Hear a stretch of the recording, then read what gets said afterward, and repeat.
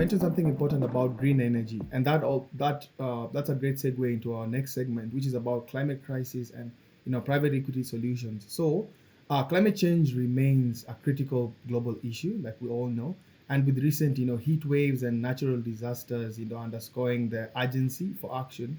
So, how does the federation leverage private equity to tackle the climate crisis, and what recent projects or partnerships highlight this approach? Or in future, how does the federation intend to leverage private equity to tackle the climate crisis?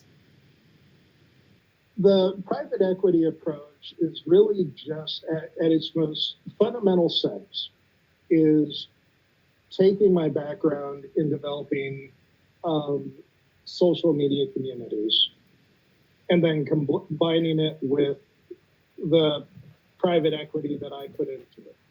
I'm then going to be, I'm then putting this into a non-revocable trust, which is governed by a trustee, which we refer to as the founder seat, Yeah. who executes things according to the democratic wishes Yeah. as expressed through the social media site. That social media site, however, also has its own value as an operational business in and of itself. So all the merchandise sales, all the transactions that take place through the gigs and various things like that, the various memberships that people might choose to maintain, Yeah. all of that goes towards generating revenue, which creates a earnings history. Mm. From that earnings history, you can then take out credit, which we then start going into the green energy phase, Yeah. where we're going to start building up that green energy infrastructure. And that green energy infrastructure then has those earnings converted into the energy credits, which are backed by $1, half of which goes towards reinvestment into more green energy infrastructure, and the other half goes towards funding the various federation programs. Yeah.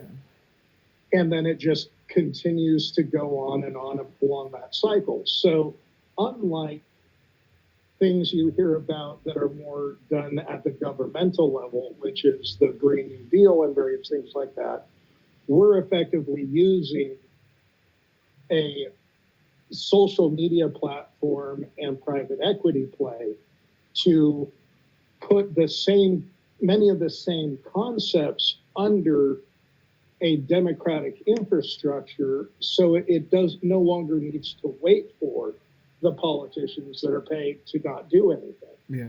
And the other advantage of this is that, most importantly, is it separates state violence from the power over the economy. Yeah. Because right now, depending on how corrupt any one government is, a politician can give more and more money to their cronies and less to the working class. And if the working class get out of line, they send in the troops. Yeah. What this does is says, now, okay, well, the energy industry, that's going to be under here, and this is going to be separate from employment. This is going to be separate from all those other things. And the state can still be the state, but employment can be employment over here. And because the state clearly has more interest in corporations flourishing, that can continue to be their role. And we can continue to see people, to individual families and communities flourishing, Yeah. and balancing each other out. And because the Federation doesn't have a military, because it's not a government, it's a private enterprise, and the government can continue having their borders and their militaries and various things like that, both of us can focus on the things that we clearly care more about. Yeah. But what happens most importantly is that now, because of the UBI, because of the healthcare, because of the various things that the Federation could provide, now when a person is out looking for a job, the employers actually have to put their best foot forward Yeah. versus simply say, yeah, if we just keep them from working and being able to provide for their families, they'll eventually have to come around, and if not, we'll just send in the troops. Yeah. One of the debates I get in where often when I'm talking to a left winger, they'll call me neoliberal. When I'm talking to a right winger, they'll call me a communist, a socialist. And the thing I always point out is that if you go on strike on a capitalist, what do? They send in the Pinkertons or whoever it is that they hire as their security contractor. Yeah. Old Westy term, not calling out the Pinkertons specifically right now. Yeah. But if you go on strike in a communist society, they just send in the military. Yeah. I don't think the bodies care if they're being struck by a communist bullet Yeah. or a capitalist bullet. That bullet's still going to deprive them of a family member. It is. And weaponizing the othering of these equally broken economic policies, because the capitalism that we have today is not capitalism. It is mercantilism.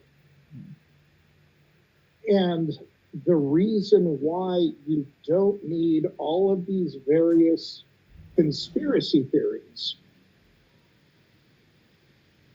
is to explain all of this is because the problem society is having is because everything is working exactly as intended. Yeah.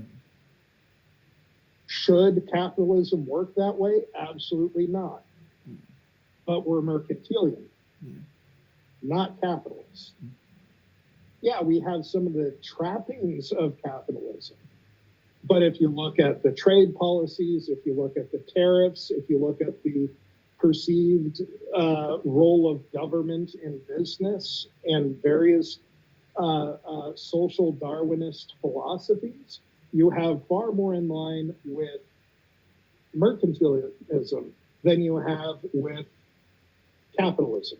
Yeah. So if we actually embrace what I would argue is a truer form of capitalism that takes capital, invests in the future, green energy infrastructure, social infrastructure, so on and so forth, and then leverage that infrastructure to the continued benefit of society, share the profits with the workforce, and then reinvest further into the future, that is the description of capitalism. What we have today is not capitalism. It's mercantilism driven by a capitalist system. But because there's so much privilege of access to that credit system, it really muddies the water as to the system we're actually living under. So I would say the problem with both systems is the threat of violence. That when push comes to shove, if the worker refuses to work, someone sends in the troops. And that's why I think, for my own 2 cents, that the problem with capitalism as it's described today and communism is that both of these systems ultimately depend on someone saying, well, fine, if you won't work, I'll just make it. And that's when the troops roll in. And that's when you've lost all of your argument about how equitable your system is. And that's why, again, it is so important to have that basic health care, basic housing, basic UBI, things along those lines. So it takes that whole factor out of it and says, okay, now that we have what we need, let's see what needs to be done. And remove that from the threat of violence, because there's there's going to be people who are willing to do the things that need to be done. Yeah. And the more AI drives things, the less we're going to need people to do those things. So why should we be sitting about bragging about getting people back to work when we should be bragging about getting people able to spend more times with their families and able to do jobs as they're needed on a more flexible schedule that is more distributed, more asynchronous, because that's where everything goes in terms of a technology. It breaks away from centralization.